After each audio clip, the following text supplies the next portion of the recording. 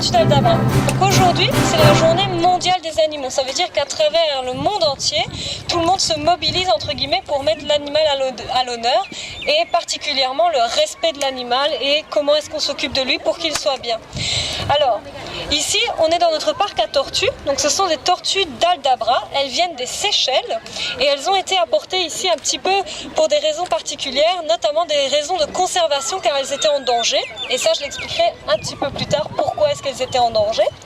Donc, les tortues d'Aldabra, ce sont des grosses tortues et pourtant ce ne sont pas les plus grosses tortues qu'on va trouver sur la planète. Ce sont des tortues terrestres et la plus grosse tortue terrestre au monde, c'est la tortue des Galapagos qui peut peser jusqu'à 300 kg.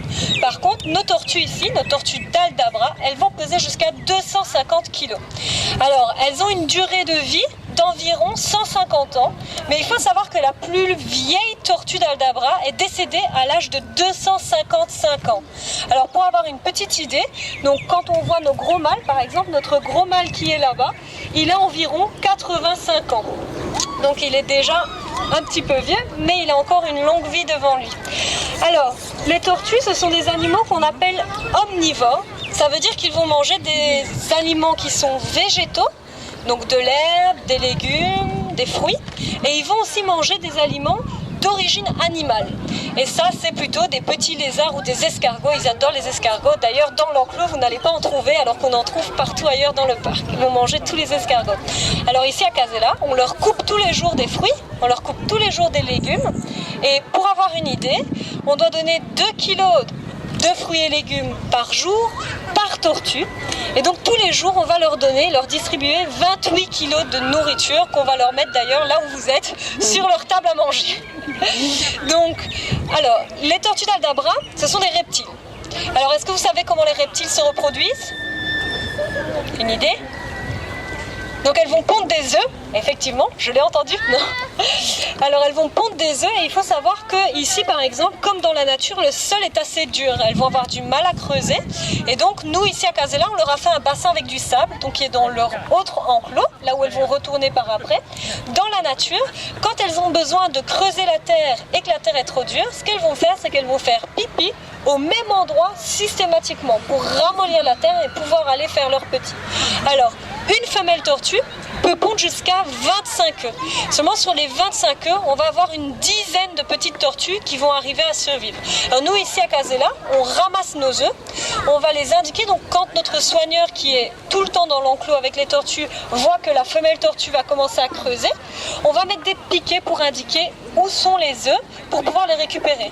Alors la première chose, c'est de les protéger parce que quand elles naissent, les tortues, elles ont cette taille-là. Donc elles sont toutes petites, on peut facilement marcher dessus ou alors d'autres tortues peuvent également marcher dessus.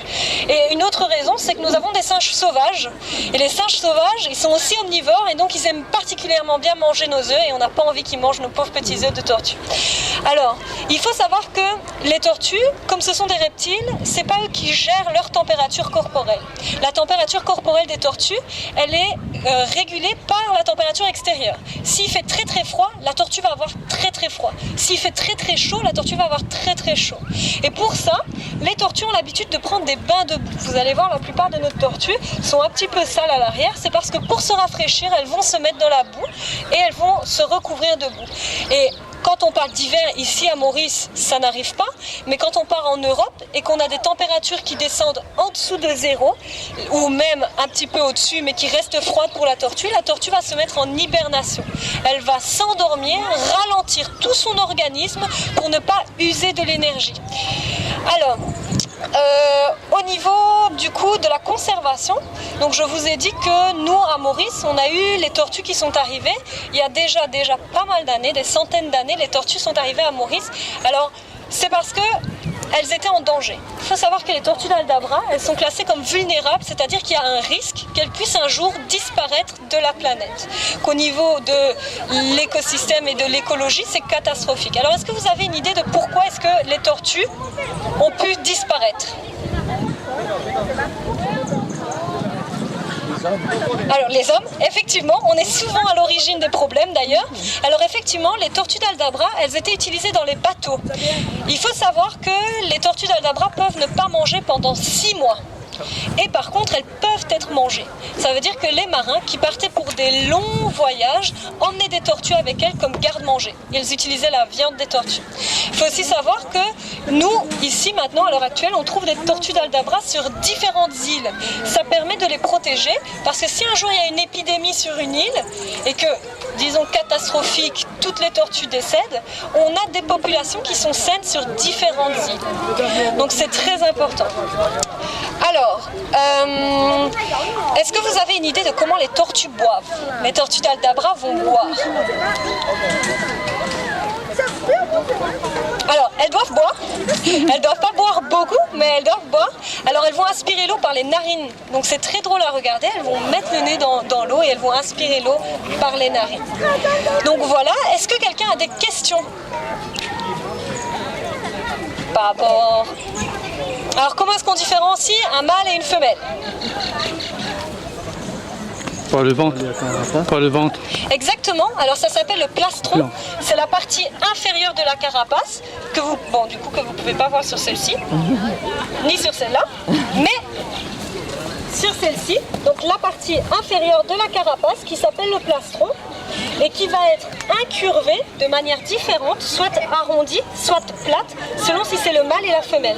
Alors chez le mâle, ça va être arrondi pour pouvoir monter sur la femelle. C'est une adaptation morphologique à la reproduction. Alors, bien évidemment, comme dans beaucoup d'espèces, le mâle va être plus gros que la femelle. Il peut être jusqu'à 30% de taille en plus que la femelle pour le même âge.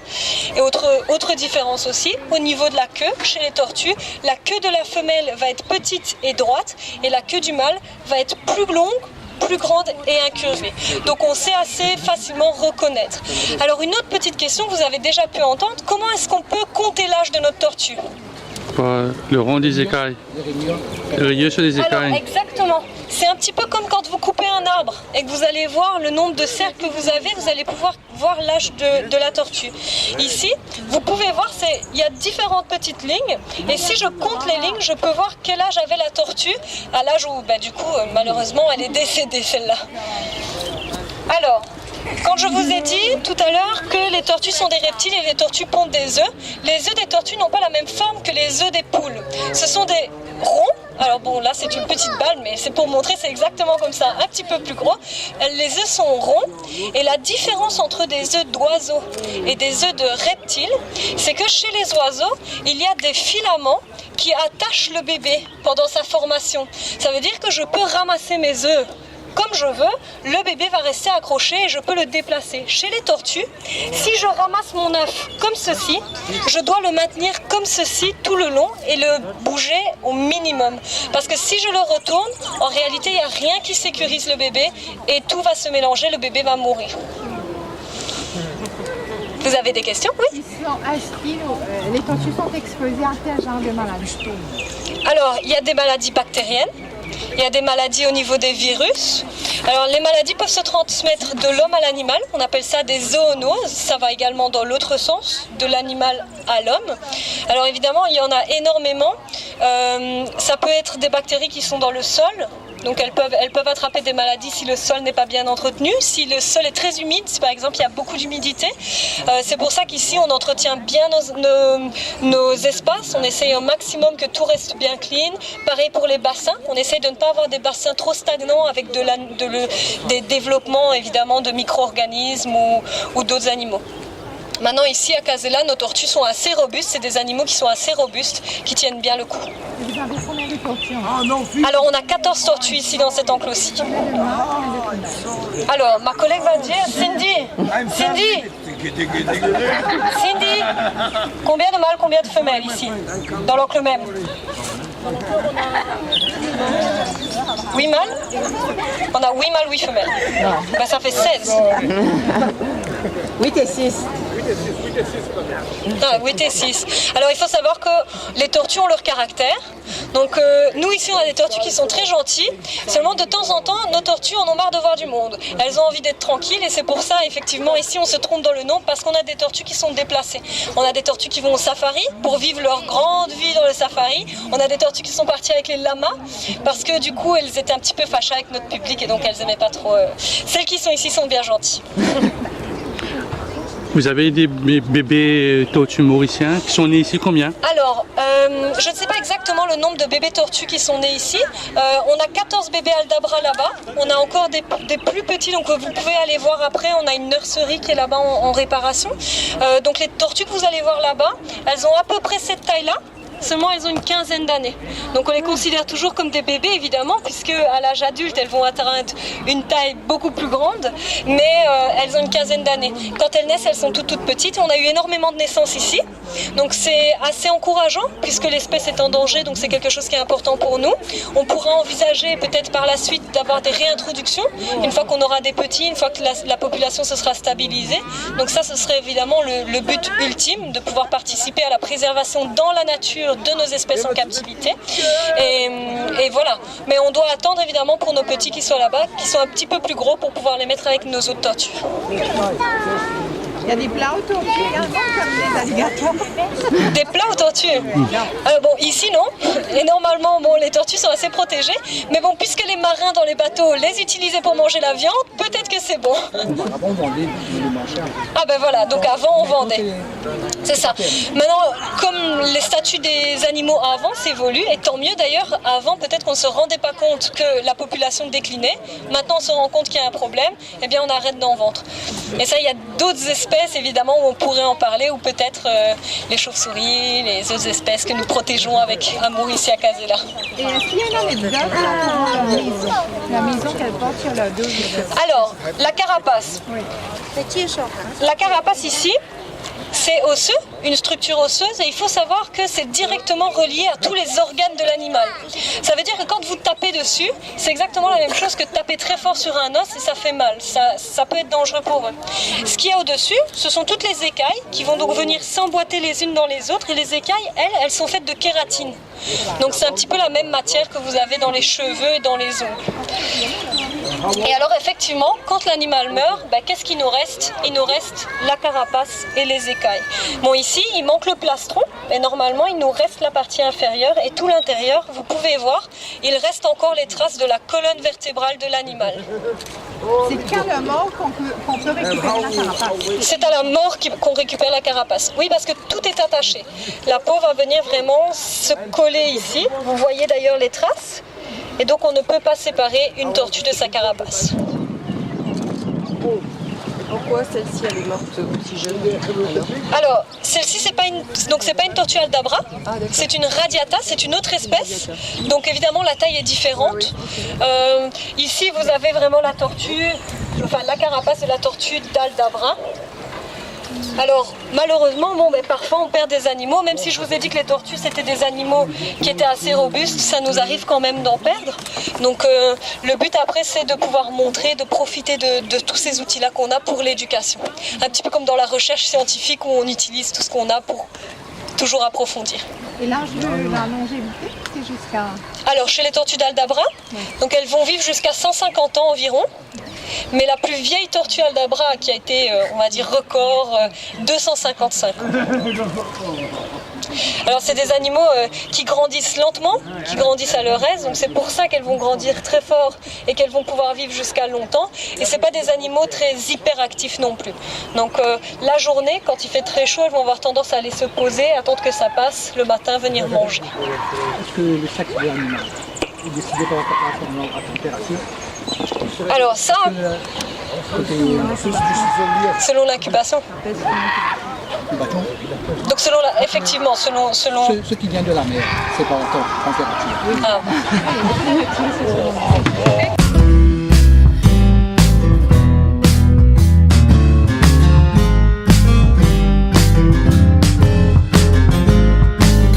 Quand on est devant l'enclos des singes, donc les singes des macaques à longue queue ou des macaques crabiers.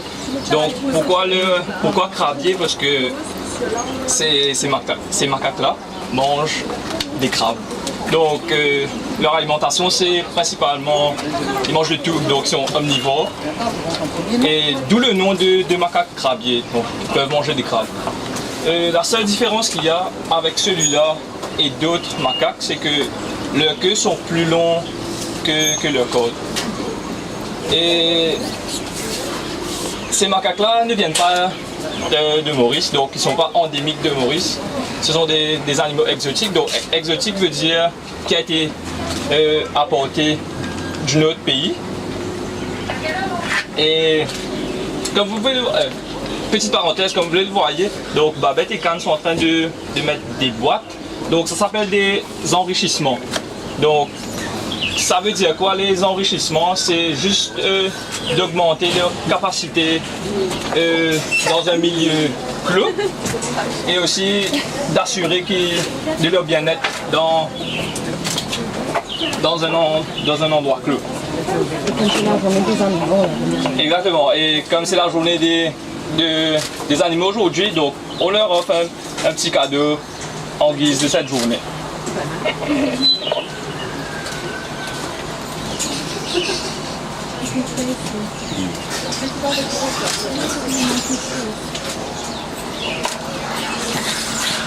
So you speak English? So yeah, just because of the World Animal Day, so just giving them a small gift to celebrate the day. Okay. Yeah. So fruits. Fruits Yeah. inside, okay. And this is called enrichment also. So enrichment is mainly done to enrich the environment, the complexity of the environment. Just not for them to do the same thing every day. Ils sont combien? Il y a combien de mâles? Combien de femelles? Alors je vais venir dessus. Donc les macaques ce sont des animaux très sociaux. Donc ils peuvent vivre en groupe de 5 à 60. Donc d'habitude, généralement on a 2 à 5 mâles dans le groupe et le reste ce sont que des femelles. Donc 2 à 3 fois plus de femelles que de mâles dans un groupe.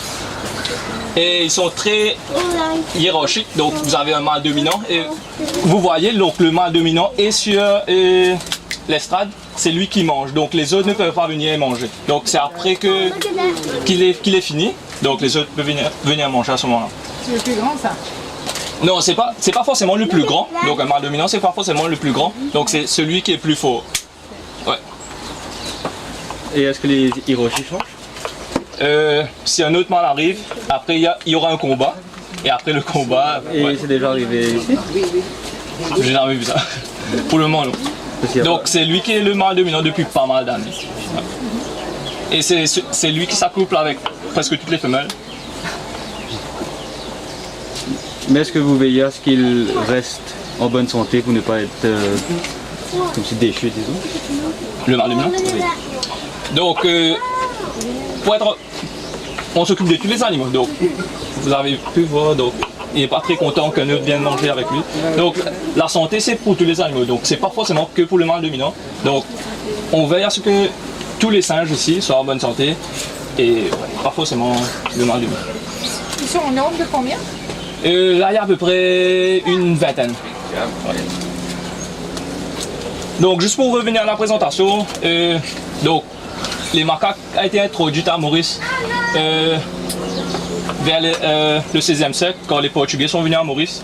Donc, ils sont originaires de l'Indonésie. Donc, quand les Portugais sortaient de l'Indonésie et passaient vers Maurice, donc c'est là qu'ils ont apporté le singe. Et gros problème avec les singes, c'est que ils détruisent la faune et la flore endémique de Maurice. Donc, ils font la compétition pour l'habitat de nos oiseaux et aussi ils mangent les œufs de nos oiseaux endémiques. Ils ont une température précise ou bien? Donc, le macaque, c'est un mammifère, donc c'est un cousin avec nous, donc c'est... Ouais. Ça s'adapte à tout. Et ça s'adapte à tout. Donc la température, les mains, les pieds sont presque pareils comme les nôtres. Donc les macaques aussi ils font une gestation de 4 à 5 mois et ils sont matures sexuellement à l'âge de 5 ans. Et ça fait combien d'années que vous avez les singes, que vous avez emmené les singes ici? À Casella? Oui. Donc ça fait pas mal d'années. Donc combien de temps, je ne peux pas vous dire exactement, mais ça fait pas mal d'années.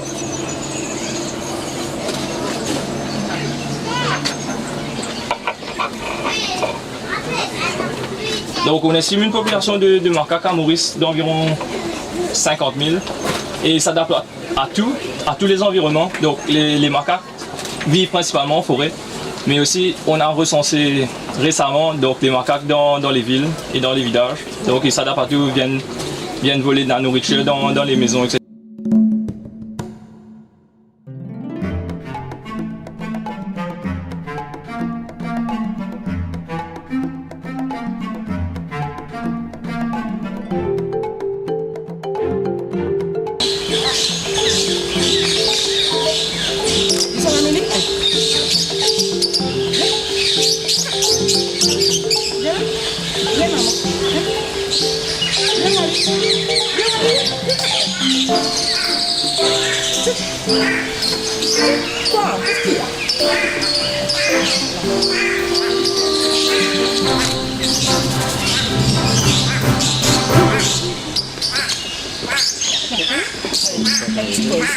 Elle expose ta maman, non?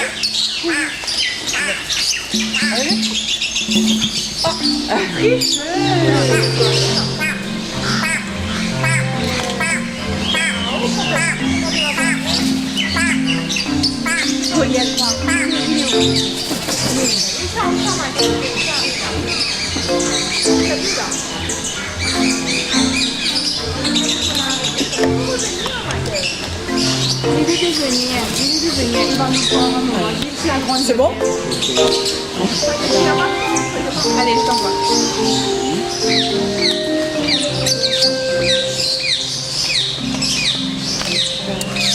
Il n'y a pas de question pour... Attends. Séparé. Hein? Séparé. En fait, Petit joyeux. en fait, les haras, ça peut voler, mais il faut la produire. Et si